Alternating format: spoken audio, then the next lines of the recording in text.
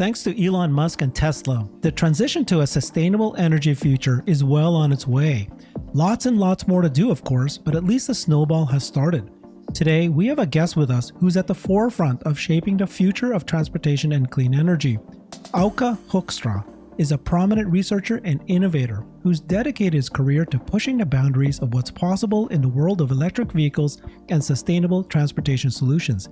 He is director at Neon Research and founder of Zenmo. We'll explore his groundbreaking insights into electric vehicles, autonomous transportation, and how these innovations are revolutionizing the way we move from place to place. Welcome, Auke. How are you doing? Thank you very much. Nice introduction.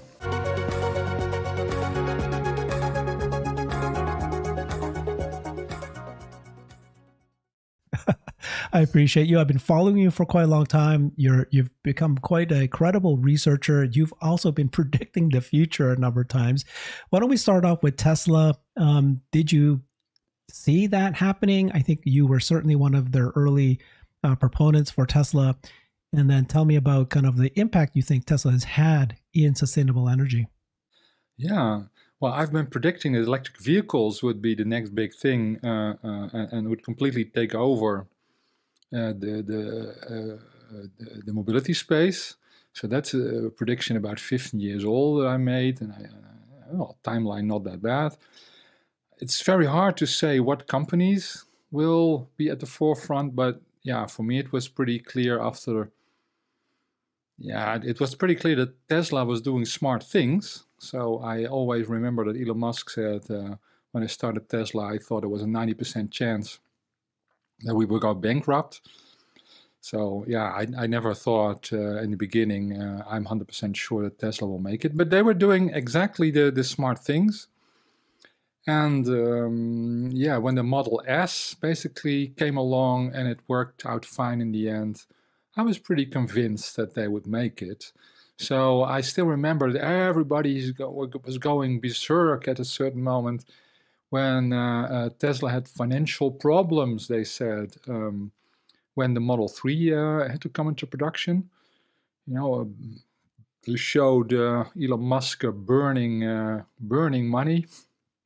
And I explained to any radio station and sometimes TV who wanted to listen that, come on, guys, before you start to make a new product, of course you need a lot of money, but that doesn't tell you anything. And I had a pretty clear picture of how that would go. And all in all, I think the question that people should ask mostly is, has Tesla made electrification of cars faster? And I think they definitely, by this moment in time, have speeded up things like 3 or 4 years. In my models, I would say even 5 years. So that's quite a remarkable achievement. But don't you think that if Tesla did not exist, which car company would have created an electric vehicle? Do you think that, companies that are pure play EVs, do you think that China would have gotten to this regardless? Who do you think would have been the competitors? I think a couple of years later, GM, of course, was with the EV1 was actually moving this space pretty early on.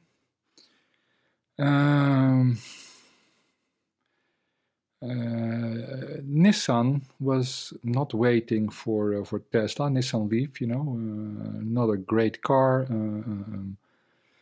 So I would say that, the Chinese would in the end also pick it up, I think, because of the logic behind it. But Nissan and GM probably. Renault. But hard to say. I don't know. Yeah. Right. No, for sure. So Tesla obviously pushed it, in your mind, 5 years earlier, and then they're working on all sorts of areas to reduce sustainable, to move us forward to a sustainable energy. And then I'm going to show this graph here that you had in one of your reports, and it shows that transportation is about 27% of energy services. And so that's pretty significant, right? So do you think that that was the right move by Tesla to go with 27%, or what are the other areas that they need to get into to really break through? Yeah, well, if you look at basically our biggest problems, Mm, then if you look at one technology, one specific technology, I would say electricity generation and cars are the two single biggest technologies. And if you think that electricity is basically a whole world in itself, then I would say the one most impactful machine that you could change is the car. So that was a reason I wrote a book about it 15 years ago. I basically, during my sabbatical 15 years ago, I wanted to do something exciting and new that had a added value for the world, and I had saved up some money from my adventures with internet, as many others, and I found out that basically, yeah, solar, wind, and batteries are all going to become cheaper than fossil fuels. That means electric vehicles are also going to become cheaper than fossil fueled cars. And then I thought, yeah, if I look at the graph you just showed and look at the enormous impact that especially cars could have, I basically I was doubting, should I write a book on solar panels or on electric vehicles, just to make a name for myself at that moment, so I could start my career in this new direction. In the end, I chose electric vehicles because I thought they were hotter, they were sexier. But it's sort of typical, I think, that Elon Musk was also doing solar and cars. For me, it's yeah, everything he has done and has said, for example, his master plans, etc., is completely transparent and recognizable. It's very hard sometimes for me to understand his more political leanings, but his energy technical leanings are fully transparent to me. So anyway, yeah, cars, big, big, big, and yeah, next to that, solar and wind. I think those are the things that are reshaping our society and are helping us to yeah, get better cars while at the same time and better mobility. Of course, mobility can be more than cars. We'll get to that later, I think. But better mobility and better electricity. It's an exciting time. With all the problems, still an exciting time. yeah, exactly. Very good. And you were there very early. Like you said, you wrote a book, you did research. So, Alka, what kind of research are you doing now? What is the research you've done that you thought was quite impactful? And then what are you focused on upcoming? Yeah, so the first thing that was very impactful that I didn't expect at the time, to be quite honest, and what got me my first Twitter following was that I made a graph showing that solar panels were the production capacity, yearly production capacity of solar panels was growing exponentially, very clearly, and that the International Energy Agency, but also the AEA in America and all others, were basically predicting flatlining. So I thought, come on, you can't be serious, and that sort of started me on this path where I'm often the guy who shows that everybody is or everybody, at least the large organizations, are much too conservative in predicting the future. Then I wanted to model that in more detail. I wanted to understand better how that worked. So I started to do simulations about that.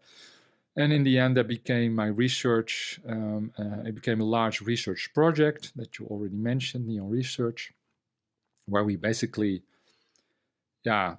look what technologies could really accelerate the energy transition, and also try to model that, especially for the Netherlands, in terms of how could we quickly shift from fossil fuels to renewable energy. And of course, my personal focus within that program is still electric vehicles and, for example, battery technology. And going forward, what I think is going to be most impactful, apart from keep telling this message that the technology is there and that politics and people should move faster, that I want to show how not only from a CO2 emission perspective we can do this, but also from a resource perspective, so that all the raw materials that we need for this are there, and that if we do it smartly, we can also do it very sustainably. And I'm also looking at food, but that's a very different can of worms. Yeah, so you were telling me that you were actually consulted by Tesla for their impact report. Yeah, tell me more about what you did there, and then also your CO2 emissions and the electric vehicles. Tell me what that research showed you. Yeah, it's still. People say that it's very healthy and very beneficial to feel a sense of gratitude. Well, I feel a lot of gratitude that I can play this role. I never expected it. I had an interview recently where in the end the title they came up with was, I used to be officially stupid and now I'm officially smart, because when I was young I was in special education and people said, well, he will never amount to much, and Really? and I was officially stupid.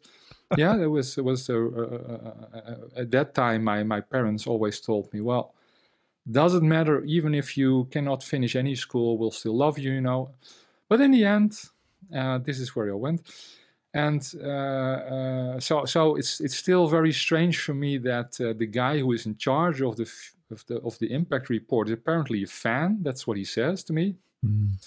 And that the people in the impact report actually used a lot of my ideas, basically from Twitter largely, but also from emailing back and forth with how you can model and how you can predict the CO2 emissions better. And of course, it helps that it also reduces the CO2 emission of the car a little bit if you do it my way. I think I do it better. But it's also, it makes very clear that the electric vehicle is doing very well. And in the latest impact report, I found some very, very small errors, and I mailed them about it. And a couple of days later, they were fixed. So that's really amazing that this officially stupid guy now can have this kind of impact on the coattails of the great work of Tesla. So this concept of CO2 emissions, you're talking about this idea that some people say that because electric vehicles, when you look at the actual energy production, when you go all the way down, that it still is, dirty energy. Can you share more about what you found there? Yeah, I also wrote an article in Joule showing, basically outlining the 6 biggest mistakes that people make when they make those kind of calculations that throw shade on electric vehicles.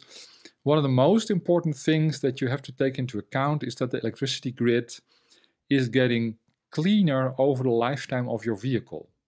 So after 10 years of driving in your Tesla, it will actually emit less than when you bought it. And if you make a complete life cycle analysis, you should take that into account. Also, people overestimate the emissions for batteries quite a lot. So often very dated information with prototype factories of 10 years ago or something are used as input for these kind of calculations. People assume that the electric vehicle is basically finished after 100,000 miles or something, which is also not conforming to reality. And so there's all kind of other stuff that people misuse, abuse, basically to make the electric vehicle look worse than it is. I always say at the moment it takes about, on average, 20,000 miles or so to earn back your backpack, your production backpack, because producing the battery does emit some extra CO2. And for most vehicles, that's within a year or something. And overall, over the lifetime of your vehicle, you emit about 1/3 of the energy. But what's more important, as far as I'm concerned, is that this is an innovation that once we also produce stuff using renewable energy, and once our electricity grid is more renewable, you can basically get very close to zero with this approach. Zero CO2 emissions. So the most important thing is not that at the moment you emit only 30% or so of the CO2 that a comparable vehicle emits. The most important thing is that you're supporting a move, a transition, that in the end could eliminate CO2 emissions. Of course, for combustion cars, these CO2 emissions hardly go down. They can go down a very little bit, although at the moment that's completely negated by the cars becoming more heavier and larger. But let's say per kilogram, they can become a little bit more efficient, let's say 20% more efficient or so. But that's it, while electric vehicles can basically become zero CO2, zero emission. Yeah, I love that you just explained that. Okay, so I did not know that. So currently today there's 30% of compared to an ICE car. That's good news. And then over time it's going to actually could get to 0%, which is great news. Tell me about a couple of other misconceptions people have. So people say, you're going to take down the grid as more and more electric vehicles come. Is there enough electrical, infrastructure in place? What will need to be built? What's the thinking there? Yeah, so I get asked that question a lot, especially in the Netherlands now, where basically there are maps showing in red where you cannot connect more solar panels and more electric vehicles anymore. And basically the whole of the Netherlands is red at the moment. So that seems bad news. Also, the amount of electricity we're going to need extra over the coming 20 years, I mean, we need about 3 times more capacity or so, or at least energy transportation or electricity grid. So that's the bad news. But the good news is that electrify everything is the mantra. That's what we should aim for. Most people in energy agree on. So electrify everything. And when you do that, actually the amount of energy you need is 2 or 3 times less, because, for example, an electric vehicle uses only roughly 1/4 of the energy of a combustion vehicle. So even though you need more electricity, it's electric, you need much less energy overall. And then the nice thing is also that if you look at electric vehicles, that if you charge them at night or during the day when there's a solar peak, basically, so if you move your moment of charging away from the peaks in the electricity grid, basically the added strain you put on the grid is very close to zero. So it's first of all, you use 1/4 of the energy. Second of all, it's no CO2 emissions. And third of all, if you do what we call smart charging, so if you move around the moment of charging to, for example, the middle of the night or the middle of the day, you put no extra strain on the electricity grid. Oh, and by the way, the electricity is also greener and cheaper when you do that. So electric vehicle is for a renewable grid, it's the best news possible. Okay, good. Thank you. Now I know how to counter what people are saying. Appreciate everything you just said there. I want to show this graph, and I don't know if it is pertains to what you just said, but explain this to me. On the left, you've got kind of this terawatt hours, and then you got from the year 1800 all the way to 2022. You got coal and oil, and then all these other kinds of energy sources. What is this showing us? Yeah, this is for my this graph is for my friends at Our World in Data. I love what they're doing there. And also Hannah, she is one of the one of the greats there. She said that my work inspired her. Well, I find her work incredibly inspiring. So it's no, but seriously, it's really funny how just a few people are Yeah. basically bringing about this enormous transition. I always think of Margaret Mead, I think, who had this famous quote saying, "Do you really think a few good people can change the world?" And then Yeah. she replies, "I don't know what else ever did." I mean, I love that quote. And if you Yes. look at Tesla, I mean, the few people who are basically making this. Now, Our World of Now is also a good example. If you look at that slide, you see that in the past we burned some stuff, traditional biomass. But since the 1900s, coal, oil, and natural gas and some other stuff really made our energy use explode. It's mind-boggling if you think about it. I mean, the most important things for life are basically energy and stuff. And this explosion of energy is very remarkable.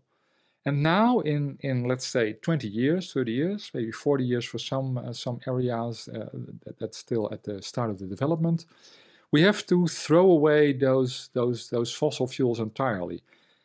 That's the biggest project in the history of humanity by far. If you look at the impact in money or in amount of stuff or amount of people that will notice it on a daily basis, but actually it's going pretty well. I mean, it's going not fast enough. We have climate change, and it will take decades before we get to net zero. And all the time we increasing this layer of greenhouse gases.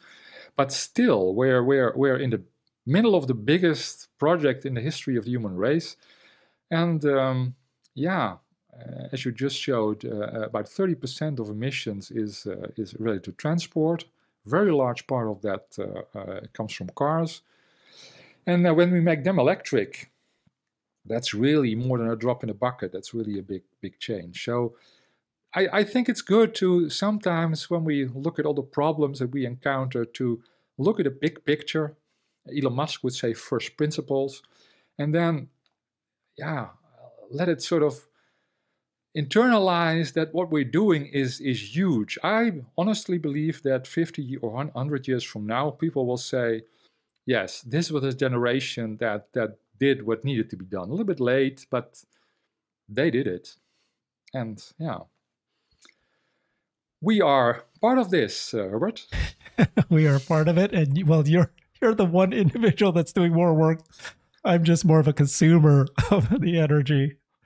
I need to. Well, No, but I I'm guess sure because that you reach a lot of people this way, right. and I mean the only way this whole transition is going to work, if there's a lot of people, like Yeah. me, who research stuff, and like you, who get that to the audience that wants to listen. Exactly. Correct. That's my little contribution to this, but your contribution is amazing. So I have a theory, and I wanted to ask you if you think my theory is anywhere correct. Okay. So when Tesla released their master plan part 3, and they were showing how to accelerate to, sustainable energy economy, a sustainable economy. One of the big things that they talked about was energy generation, not only energy storage. But Tesla's not doing anything in energy generation yet. And so I have a big, strong feeling that they're going to get into solar farms. That, we've heard Elon talk about this 100 by 100, I always get this wrong, square miles, I can't remember what it was. I always get it wrong. But, he said it's just a small plot of land is all that's needed, solar panels, and you'd be able to power the United States or even the world. Okay. But they've not done it yet. And some people are telling me, well, Tesla will not get into solar panels because it's very low. It's a commodity. It's not something that they can very drastically improve. What's your thought in there? Is there going to be in the future? Will Tesla get into energy generation? Yeah, well, Musk already tried his hand at solar, right? So there's this company that he in the end Yeah. Some people say he bailed his family out, but others say he just took what he started and he tried to finish it.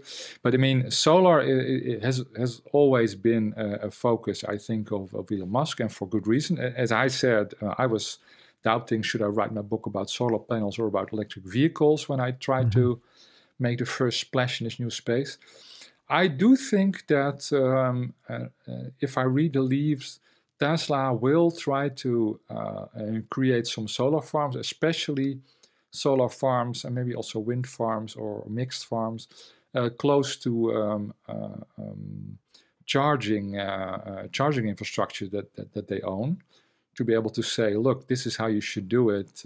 We power a large part of or maybe entirely, but probably a large part of this charging station using our own solar panels, and we put some batteries in there to make it work during the night, etc. I think, this is where it will be going. I must also say that his master plan part 3 is basically the simplified version, not to dumb down. I don't mean it's simplified in the sense that it's less intelligent, but simplified in sense that it's for a wide audience.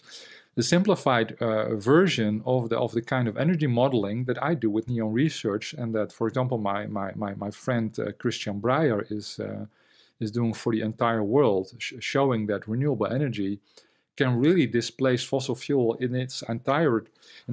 Wow. And although it's a big project, it's actually, technically speaking, it's just large. It's not extremely complicated. It's just, you need to do a lot of it. You need a lot of solar panels. Only a small part of the Earth's surface, like 0.1 or 0.3% of the Earth's surface with solar panels, and you're done. Throw in some wind and use some roofs, and you're back to 0.1% or so of the surface. And I always say, when people say to me, yeah, but solar takes so much more space than fossil fuels, I will say, yeah, it's true, it takes a lot more space. 0.1% of the Earth's surface is more than what we currently need for fossil fuels. But do you really think that when we use about 50% of the surface for agriculture, and we use about 1% for roads and buildings, that is 0.1% extra for solar will break the bank? Nah, it's a non-issue. So yeah, I completely get where he's coming from, and I really liked his master plan part 3. I completely agreed with it. Now, in I'm reading the book, Walter Isaacson's book, and in one of the chapters, he talks about that when Elon was younger and he was writing a paper, he submitted the paper, and the very last bit of that paper was talking about this idea of capturing the sun's energy in the space and then transmitting the electricity. And it just made me think if Starlink is some way going to be doing any of this, or this is completely just bonkers. Well, I must say that I love, So this is very strange, because I have this peer group that is very concerned about climate change, and wants less cars and basically less big rockets, and certainly not people yabbering on about let's go to Mars or something. This is very unpopular in this space, but I completely get it. I think that we do want to become a multiplanetary species. I do think that in the future, actually long before 2100, we will try to mine asteroids, for example, for raw materials. Yeah. And I actually don't think we will do solar panels in space anytime soon, basically because solving it here on Earth works so well. But I do think in the longer future, and also when we start bigger projects in space, because I think we will do bigger projects in space in the future, it's super handy if you can, for example, make your natural gas or methanol or now your energy in space, for example, right? Or you can Right. at least create your, basically produce as much as possible from the moon, for example, that sort of stuff. And then energy in space becomes really interesting. So I also researched a little bit when I was younger. and I thought it was super cool to have solar panels in space, and basically the whole Earth can become one big park. We just have our buildings, and we, I don't know, maybe we fly instead of, or we use tunnels. This tunnels also comes from this overall idea that you try to keep this surface more or less uncluttered. Mm-hmm. Keep it for the nice stuff, and cars are, well, some people like a highway, but most people say, well, I wouldn't mind this highway sort of hidden out of sight. And then tunnels, a boring company, also become a good idea. So on a technical level, I'm with Elon Musk all the way. Although mobility as a service is not something that he embraces. Well, in a way, you can use your Tesla then and give it to other people, but it's still very big cars, and everybody drives alone in a big car most of the time in his sort of ideal future. I would like a future where we have smaller vehicles and share them a little bit more, but maybe we can get to that later. Yeah, we're going to get that very, very soon, because I'm curious what you just said. But before we do that, get back to Earth and electric vehicles. And so clearly he's kickstarted the industry. Every car company is now doing this. They have to. It's already happened. What about range anxiety? That seems to be still an issue. Do you do research on batteries? And what's your expectation of what's going to happen there? Yeah, so basically what we see is that range anxiety is something that gets a lot less when people actually owned an electric vehicle for a while. But the optimal range that you need to feel comfortable with your car is different for different people. Some people have a lot of family that lives further away, or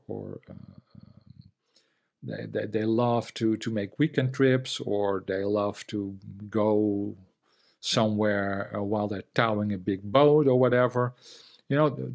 But for the most people, and I'm talking about Europe now, we find that, let's say, 350 kilometers, so let's say 200 miles, maybe 225 miles or so, actually takes care of most range anxiety for most people. That means that once every 2 weeks or something for most Europeans, you still visit a fast charger and you stay there for 20 minutes. It's probably going to be 10 minutes in the future, but so when batteries get more powerful, you can make the fast charging faster. The batteries are the problem right now. Not the fast charging infrastructure itself is not the problem anymore.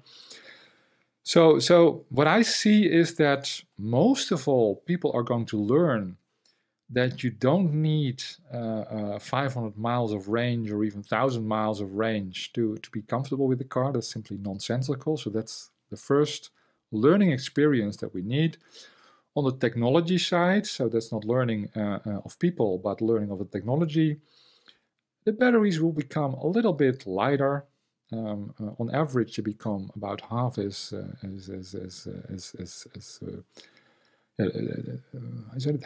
weighty, half as heavy every 10 years. There's a little bit of a backslide now because we're using lithium iron phosphate battery, super environmentally friendly, relatively speaking, and cheap. And they are a bit heavier than the NMC batteries that we use. But still, batteries will get lighter, but most of all, batteries will get faster, more powerful.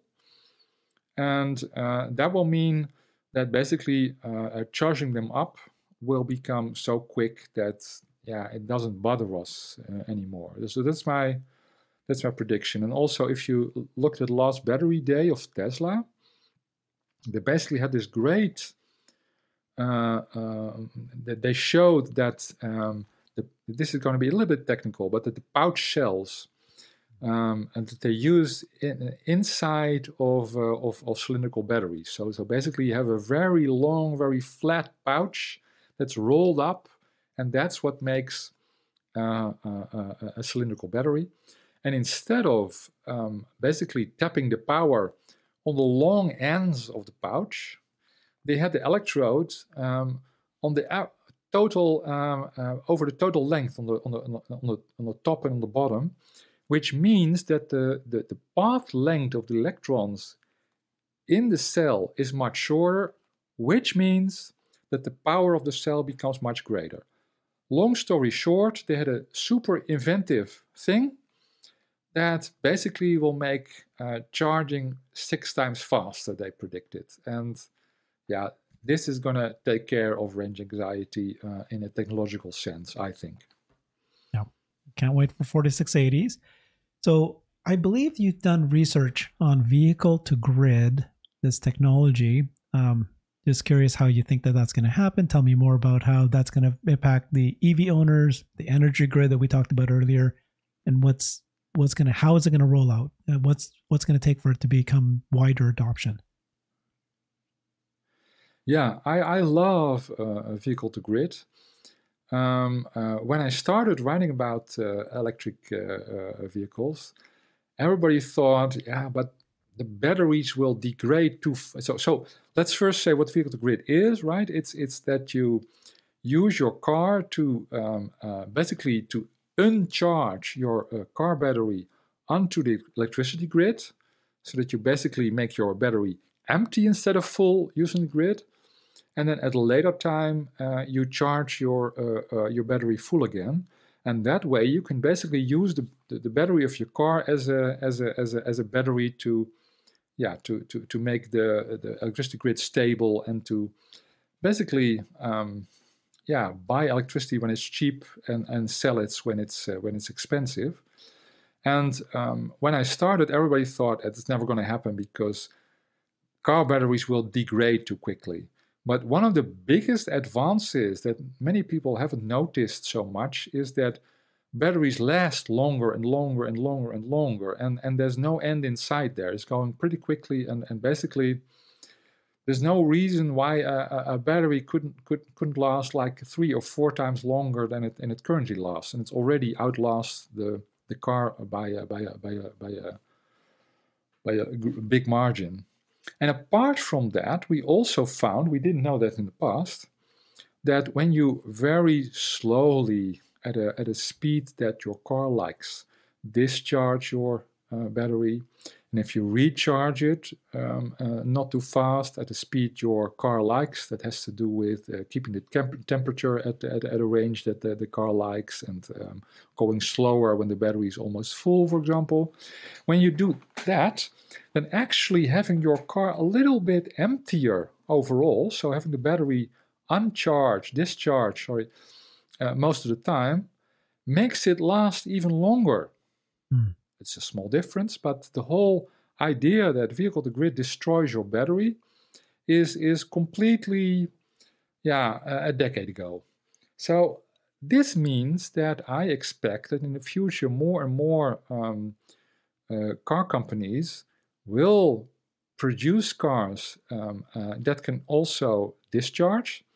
And we're already seeing this a little bit, but once the transformer in the car, so in the car you have a machine that takes your alternating current from the grid and turns it into direct current, DC, for your battery. This thing can be made to be bidirectional very simply. It takes maybe 150 euros or so in components once you decide to do this on a larger scale. And then your car can go in both directions. It can just, it can uncharge itself towards the grid as fast as it can charge from the grid. And then vehicle owners, it could make a buck. I mean, I don't know exactly how much. It will not be stunning, but it could easily be like $50 a month or something. I don't know. But interesting. And for the energy transition, that basically means that there's an enormous amount of batteries that all of a sudden becomes available to regulate the intermittency of solar and wind. And that means that the daily intermittency problem can be completely taken care of by electric vehicles. I mean, how cool is that? That is very, very cool. I'm glad that you did the research there. So it sounds like it's a big deal, or is it kind of like it's a nice thing to have? But is it a really big deal? Because some people are saying that, oh, can you imagine how many cars Tesla has? That's, I don't know the calculations, but some are saying that that's like a, an energy power source right there, right? Generator. Yeah. So I have these discussions with people who are worried about the amount of batteries that you would need to sort of take care of the peaks using batteries. If you have a grid with wind and solar, how much batteries do you need? And then I said, do you realize that the batteries you are worrying about now are only like 10% of the batteries we're going to put in cars? Can you imagine what happens to this problem that's now very big in your mind if we could use car batteries? So really, if everybody had a home battery, let's say of 10 kilowatt hour or something, maybe 15, that would probably take out most of the kinks of a solar and wind grid. But they have a car in front which has maybe 100 kilowatt hours in battery capacity. I see. So yes, I think it's going to be a big thing. On the other hand, if for some reason it really doesn't get off the ground, it's not a showstopper. It's just, it's strange that you have so much batteries on wheels and you don't use them in this double capacity. That would be strange to me. Okay. That's brilliant. Thank you. So earlier you shocked me when you kind of said something like Elon's version of mobility as a service is different than yours or something like that. Can you explain what is mobility as a service in your mind? And, tell me more about how we can, impact and transform transportation. Yeah. So there's also a little bit of a European view here, maybe versus an American view, where on the whole, on average, I would say that Europe is a little bit less car-centric than America. I think it's partly to do with the fact that a lot of cities are basically built long before the car came along, and they're not so very suitable to a lot of cars. But I would say that most people outside the mobility community and in the urban environment community agree that cars and cities don't match very easily, and they envision the city of the future. When you see a vision of the city of the future, most people envision a lot less car use, and so the I would say the researchers I work with, I don't steer them. I just look at their research. When they think of mobility as a service, for example, they think of small vehicles. Most of the time we drive alone in a car. And most of the time we drive in the city actually. So for example, small city cars that zip you around and that are not your property, but are just basically a sort of public transportation 2.0 or something. And so there's a sort of a strong decoupling of mobility needs from the car as a mechanism, as a personal car as a mechanism. So it's more like it's often called shared autonomous electric vehicles. Whereas Elon Musk, he sort of goes halfway, I would say. He has those ideas about lending your car to others, so your car can also be used. Others can drive around in your car. Well, of course, if, for example, we look at simulations, I make my people in my research project make them a lot. Then you see that basically, if we would share all our cars, we would need at most one-tenth of the cars. So you could potentially loan your cars to many other people who wouldn't need their own car anymore. And that would be really great. But I'm just wondering, yeah, if it's just a sort of a side thing, you buy a car, but now and then you let someone else drive in it, and you still buy a Model X or something. For me, that's halfway there in terms of mobility as a service. Gotcha. Now I understand what you meant, because I actually do not expect, I am one of the minorities that Tesla will continue to sell cars to consumers. I think they're going to stop. They're going to do exactly what you said. The Model 3 will be a single use, or there's going to be vans, also buses, but it's going to be owned by Tesla, and it's going to be autonomous robotaxi, because their ability to make margin and revenue is so much more. Why bother selling the car, especially when you generate additional revenue streams from entertainment, even transaction fees as you go to retail places, and then of course the robotaxi charge itself is just just ridiculously Yeah, I'm profitable. actually, So I'm yeah, it's just not going to happen. I'm They're in not there going to with sell. you. If I may expand on that a little bit, because you actually you're pushing a very important button there, I think, and I completely agree. If autonomous driving ever becomes totally possible, and Mhm. I don't doubt that for a moment, but actually a lot of people do. So here is something where I have to say, well, let's see in 10 years. And of course, the fact that Elon Musk, as usual, had very optimistic timelines that he didn't meet didn't help the credibility of the whole proposal, I think. Mhm. But still, I think I see no reason whatsoever that cars couldn't do that better. I actually think Chat GTP can also help to convince people that Mhm. these computers, they're getting smarter awfully fast, aren't they? Yes, they are. So once your car can basically become a taxi, once every car basically is a taxi, you can choose to drive, but it can also drive itself. Then all of a sudden the whole proposition changes completely, because now all of a sudden instead of it being easy to have your own car, it becomes really easy not to own a car, because it's there at the push of a button within 2 minutes or so. Mhm. About the same time it would take yourself to put yourself to pick it up, especially in the city, from where you parked it, and to bring it out on the street. And then you don't have to park it anymore. I mean, how great is that? Don't have to park your car anymore. Valet service for everybody, standard. And then you look at the cost, and you see Mhm. that if a car system would work like that with autonomous driving, it would be at least 5 times cheaper. Now, the part where I diverge a little bit from this idea that a lot of people have Mhm. is that I think once you go there, and you don't need a driver anymore, right? So a taxi, basically, you can skip the driver. Then I think a taxi is too big. Even Model 3, I think it's too big for most purposes. So for sometimes, so part of this fleet will be big vehicles for many people, or Mhm. or vans, self-driving vans. But I think most of the time you will say, I'm going to want to go from there to there on my own. And people will say, yeah, then you get something that basically as fast as a car, but yeah, in terms of a little bit more towards a bike in terms of footprint and size.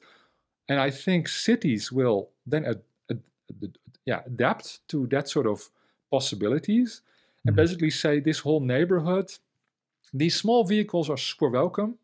The larger ones, well, when they go no faster than 5 kilometers an hour or something. But yeah, we really want to have a living environment where these small ones, they're fine, but also when you bump into someone with a very small light vehicle, Yeah. chances that they survive it are very big. Whereas with a big SUV, those pictures of how many children fit into the blind spots of your SUV, and now I think autonomous driving is the big thing. Means 10 times less vehicles when they are owned, well, maybe owned by Tesla. I'm not sure, because I have this vision of even smaller vehicles, and basically also Gotcha. maybe different vehicles for different cities, that sort of stuff. So I'm not sure if it will be a Tesla thing, but I think this will completely transform mobility. Yeah. Well, we've seen images of potential the Gen 3 platform. It looks like a two-person car. Looks very small.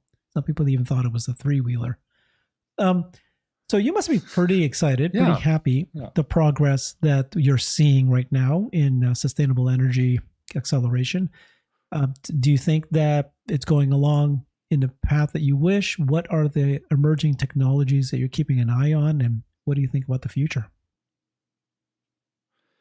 Well, it's going much faster than I feared, so that's really nice. On the other hand, we still need to go faster. So I hope this exponential trend can continue for a while, because we really, really need it. But yeah, I think of all the people who were. So just to be clear, right? So I don't fly. I try to fly as little as possible. I haven't flown for 5 years now, so I don't eat meat. I have built my own energy positive house. I made it of wood. I have a car, but it's an electric car. So I take this really serious. But at the same time, it really bothers me that so many people are getting depressed, especially young people, about this is never going to work, and I think for that reason we really need this, I would say, big picture thinking back. We need to believe in a brighter future, and we need to think, what can we do to make that future brighter? And technologically, the possibilities are endless. We're also doing it. We're just not doing it fast enough. It would be nice if we did it faster, let's put it that way. Although we already put the original IPCC scenarios to shame. So the worst case scenarios, that was sort of middle of business usual 20 years ago in the IPCC scenarios, are now unlikely worst case scenarios. I say it's still Russian roulette to say, there's only 10% chance that civilization won't survive. I mean, no, you don't say 10%, that's a risk I'm willing to take, but still there's a 90% chance that at least it will survive, which should make us a little bit more positive.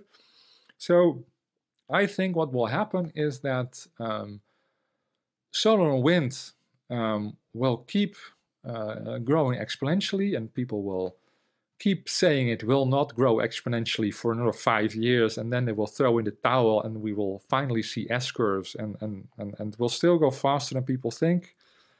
But at least it will be a little bit more realistic, and then we will all of a sudden see, hey, we're not going to end up with 2.5 or 3 degrees. We could actually make it 1.8 or so. I think that's, to be quite honest, that's the best we're going to do. And then, electric vehicles are also going to go much faster. This autonomous driving could really scale back the amount of raw materials we need, which is also super helpful. So we can free up the battery capacity for all other kind of stuff, etc.